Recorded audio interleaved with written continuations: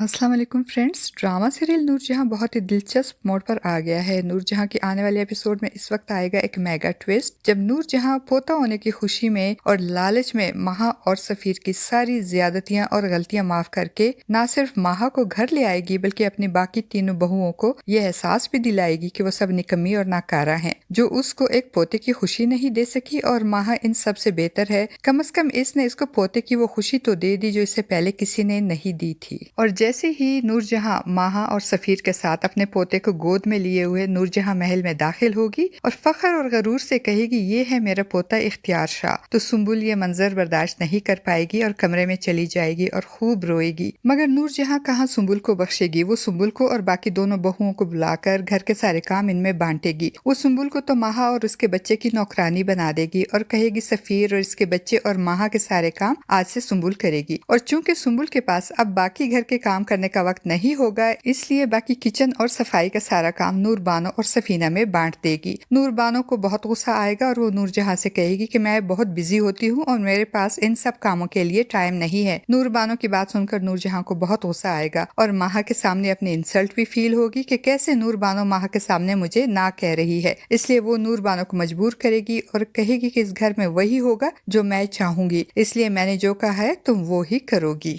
दूसरी तरफ सुम्बुल बेचारी टूटे हुए दिल और वजूद के साथ महा और उसके बच्चे के सारे कामों की जिम्मेदारी संभाल लेगी। वो बहुत खामोश और उदास रहने लगेगी और अक्सर रोती हुई पाई जाएगी। तो सफीना और नूरबानो को नूरजहां के इस जुल्म और ज्यादती पे बहुत गुस्सा आएगा, मगर वो बेबस होंगी और सुम्बुल के लिए कुछ नहीं कर सकेंगी। नूरबानो कहेगी कि जो दुनिया के लिए दीन नूरजहां है, लेकिन हकीकत में इसकी सोच कितनी घटिया है और वो कितनी जिद्दी और अनापरस्त है कि उसे अपनी अना के आगे किसी दूसरी औरत का दर्द महसूस ही नहीं होता। तो सफीना भी कहेगी कि नूरजहां ने जुल्म की हद कर दी। सफीर और उसकी बीवी बच्चे का सारा काम सुम्बुल को दे दिया। वो दोनों सुम्बुल के दर्द को महसूस करेंगी मगर बेबस होंगी। नूरजहां के सामने वो सुम्बुल के लिए कुछ भी नहीं कर सकेंगी। दूसरी तरफ माहा जब सुम्बुल को अपने और बच्चे के कामों में बिजी देखेगी तो उसे सुम्बुल के लिए अफसोस भी होगा और वो सफीर से कहेगी कि इस घर में रहने के लिए मेरी कुछ शराइत हैं। तो सफीर कहेगा कि हाँ हाँ बताओ क्या शराइत हैं। तो माहा कहेगी कि मैं ना तो जॉब छोड़ूंगी और ना ही घर का कोई काम करूंगी, और तुम्हारी माँ ने बहुओं के जिम्मे जो काम की जिम्मेदारियां लगा रखी हैं मैं वो भी नहीं करूंगी। तो सफीर कहेगा कि तुम्हें घर का कोई काम करना भी नहीं है क्योंकि तुम इस घर के वारिस की माँ हो।